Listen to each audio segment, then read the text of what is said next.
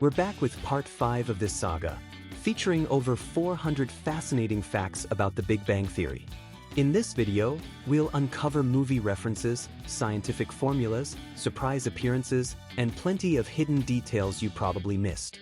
So, adjust your glasses, settle into your favorite spot on the couch, and get ready for another dose of trivia. Let's dive in. The final question in the physics bowl from the bat jar conjecture is a Feynman diagram, used to study the interactions and properties of subatomic particles. These diagrams appear from time to time throughout the series. In the peanut reaction, the hand signal Sheldon shows Howard and Raj during Leonard's birthday celebration is the same gesture Leon teaches Matilda in the French film Lion, The Professional.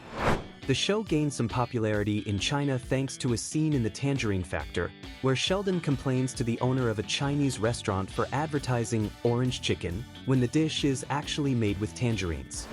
Raj tells Sheldon that his apartment building used to be a watch factory, which worries Sheldon because old watches were once painted with radium before it was discovered to be harmful. When Sheldon mentions Manushya Yajna in the bad fish paradigm, he's referring to Shakta philosophy, which emphasizes honoring human beings and fulfilling social responsibilities, such as offering hospitality to guests. Sheldon also tells Penny he can't keep secrets, which is why he wasn't hired for a government research project. This is a reference to a military collider that remained classified until 1993. When Leonard tells Penny that yogurt must contain acidophilus cultures, he's mistaken. True yogurt must contain Lactobacillus bulgaricus or Streptococcus thermophilus. Otherwise, it's just fermented milk. In the codpiece topology, Leslie gets angry with Leonard for not supporting her hypothesis during a debate with Sheldon about loop quantum gravity versus string theory. This highlights the kind of rivalries and debates that often occur in real scientific communities. In the Barbarian sublimation, Dr. Gablehauser's chalkboard features the Mayan numeral system and calendar, with terms like kin, yunal, tun, Katun, and Baktan, alongside the date December 21, 2012.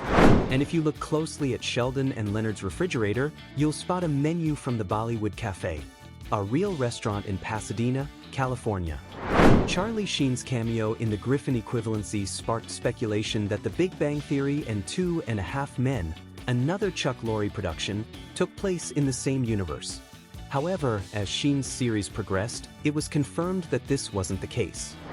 The shots showing the living room wall in the Euclid alternative were filmed a day before the live audience taping. Removing the wall during the actual recording would have taken too much time. When Sheldon says he didn't get his driver's license at 16 because he was studying perturbative amplitudes, it's a nod to a physics paper titled Amplitudes and Ultraviolet Behavior of N equals 8 Supergravity by Professor Zvi Byrne of the University of California, published in 2011.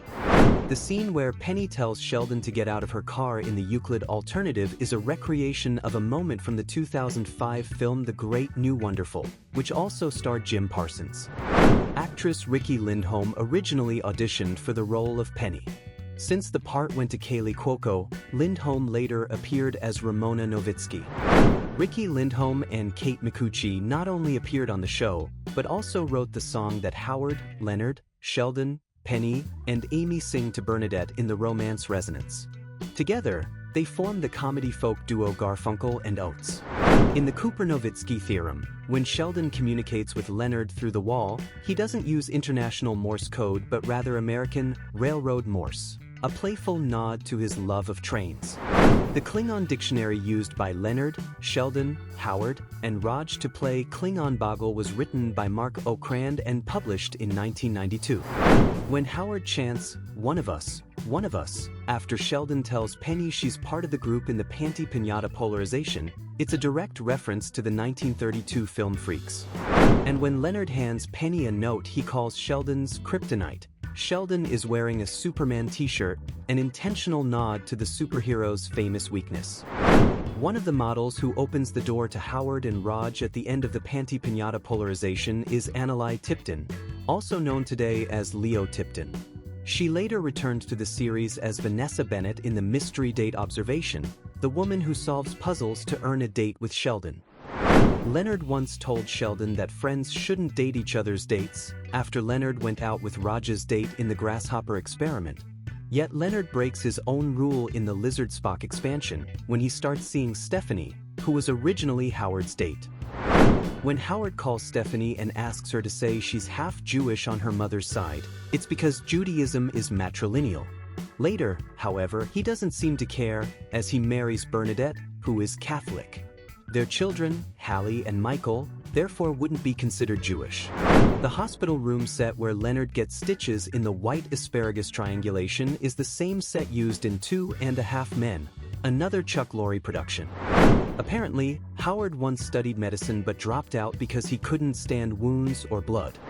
Sarah Rue, who played Dr. Stephanie, also appeared in Roseanne and Blossom, both of which featured several actors from The Big Bang Theory. Interestingly, in the Roseanne episode where Rue appeared, Season 5, Johnny Galecki was already a regular cast member, though he didn't appear in that particular episode. The napkin Penny gives Sheldon in the bath item gift hypothesis was signed by Leonard Nimoy. In the killer robot instability, one of the white bards in Sheldon and Leonard's apartment displays a formula for creating a black hole. The MacArthur Fellowship mentioned in the series is real. It's awarded by the MacArthur Foundation to U.S. citizens or residents who demonstrate exceptional merit and promise for continued creative work. Howard's long-standing fantasy of someday dating Penny finally ends in the killer robot instability, when Penny confronts him directly and tells him she would never go out with him. Dr. George Smoot, who won the Nobel Prize in Physics in 2006, was already a fan of the show. He wrote to the producers asking to be part of it, which led to his cameo in the final scene of the Terminator decoupling. In that same episode, while traveling by train, Leonard is seen reading Wrinkles in Time, a book written by Smoot himself. Smoot later returned in the Laureate accumulation. The building visible through Sheldon and Leonard's apartment window is Pasadena City Hall. In the Terminator decoupling, Raj talks to Summer Glau believing he's drinking alcohol, when in fact he isn't. The placebo effect kicks in, highlighting that his selective mutism is psychological rather than neurological, something that eventually fades with therapy or time, as shown at the end of Season 6. Producers initially asked Katie Sackhoff to appear as herself in the Terminator decoupling, but she declined. Summer Glau was then invited and accepted immediately. Sackhoff would later make her own appearance in the series. The work song Nanocluster is unique. It's the only episode filmed entirely on the sets of Penny's, Sheldon's, and Leonard's apartments. No other locations are shown, not even the building's stairwell. The action is limited to characters moving between apartments. The hair clips Penny makes appear only in the work song Nanocluster, the following episode, and later at Howard and Bernadette's wedding. Penny's business website, Penny Blossoms, really did exist, though it's no longer available today. The science joke Penny tells in the episode introducing the new neighbor had actually been published by Kevin L. Schwartz before it went viral. The dialogue between Sheldon and Leonard when they meet Alicia, the new neighbor, closely mirrors the dialogue from when they first met Penny. In the electric can opener fluctuation, Leonard, Howard, and Raj visit Sheldon at his mother's house. Howard wears a cowboy hat, and Raj makes a Toy Story reference, because Laurie Metcalf, who plays Sheldon's mom, voiced Andy's mother in Toy Story. After the Arctic expedition, Leonard gives Penny a snowflake preserved in polyvinyl acetate resin. This technique was first invented in 1940 by a General Electric researcher in New York, who adapted a method originally used to mold aluminum crystallization patterns. Before that, snowflakes could only be captured through microphotography. The snowflake reappears later in the toast derivation. For the electric can opener fluctuation, the actors were asked to grow beards for the scene where they returned to the building. However, the makeup department ultimately had them shave so they could apply fake ones. In the Jiminy conjecture, Sheldon mentions a formula linking the number of cricket chirps per minute to temperature.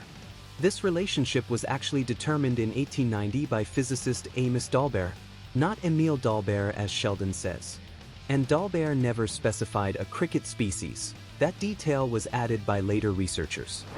Sheldon's mother once said there was no alcohol in her house, leading fans to speculate it was because her husband drank heavily.